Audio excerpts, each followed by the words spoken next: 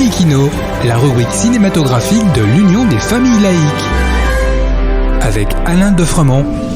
Bonjour, vous êtes à l'écoute de Laïkino avec Alain et Frédéric, votre serviteur, pour la chronique cinématographique de l'UFAL. Bonjour Alain, ta chronique s'appelle La bande à Fifi.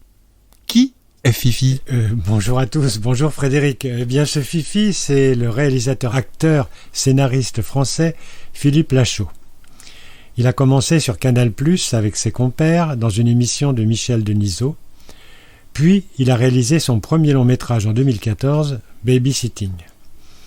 Cette première comédie donne le ton à l'ensemble de ses films suivants. Un directeur de banque confie la garde de son fils, Rémi, à son employé Franck, qu'il considère comme un type sérieux. Franck, c'est Philippe Lachaud lui-même.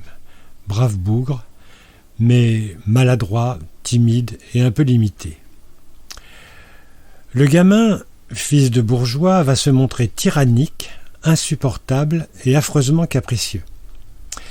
Alors qu'il est parvenu enfin à le calmer dans sa chambre, les potes de Fifi, pour lui faire une surprise, vont débarquer dans la somptueuse villa pour lui fêter son anniversaire. Pauvre Franck qui va devoir faire preuve de beaucoup de patience pour gérer à la fois ses copains et le gamin. C'est un humour trash, pas toujours de bon goût, mais pour moi très jubilatoire. Ses potes à l'écran, on va les retrouver dans ses autres films, Tarek Boudali, Élodie Fontan, Julien Arrouti, Alice David. Et après ce babysitting ?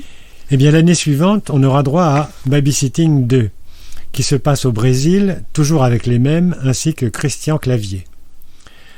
Toujours dans le rôle du loser, Philippe Lachaud, impayable. Ce second opus est plus drôle que le premier et reste pour moi, si l'on peut dire, son œuvre majeure. C'est un modèle de situation décalée, de blagues ahurissantes et de vrai mauvais goût, mais qu'est-ce que c'est drôle. Et plus récemment ? En 2017, il nous propose Alibi.com, nom d'une agence créée par Lachaud qui fournit à des personnes en situation délicate des alibis en béton. Enfin, pas toujours. Là encore, il donnera une suite, Alibi.com 2, où il va reprendre du service à l'agence du premier film afin de trouver des parents présentables, ses propres parents ne l'étant absolument pas, à un jeune homme qui doit se marier. Vous verrez dans le rôle de la mère de Lachaud, Ariel Dombal, ancienne star du porno, c'est vraiment assez extraordinaire et très jouissif. Super-héros malgré lui, sorti en 2021, est un pastiche des Batman et autres Superman, avec toujours la même verve et des ressorts comiques inattendus.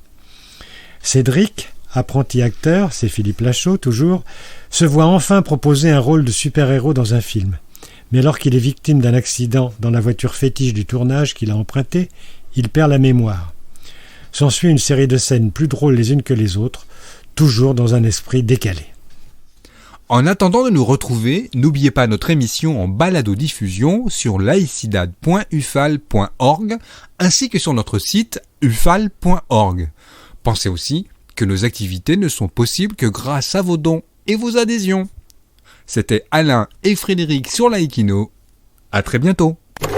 C'était Laïkino, la rubrique cinématographique de l'Union des familles laïques. Retrouvez toutes nos rubriques Laïkino et l'ensemble de nos balados-diffusions sur lufal.org.